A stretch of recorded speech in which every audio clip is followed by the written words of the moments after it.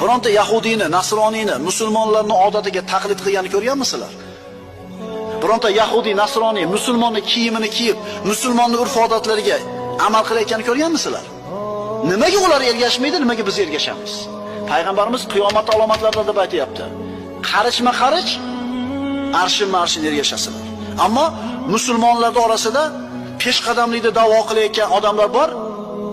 Bular madaniyat, taraqqiyot da'vosi bilan musulmonchilikka to'g'ri kelmaydigan narsalarni hayotga olib kirib kelayotganini ko'ramiz. Shuning uchun birodarlar, tug'ilgan kunlar, mana yaqin qoldi yangi yillar, Valentin kunlar, yana qanaqa kunlar bor? Musulmonlarga yarashmaydi bu narsa. Musulmonlarga yarashmaydi, qolganlar qilaversin. Nimasi yomon?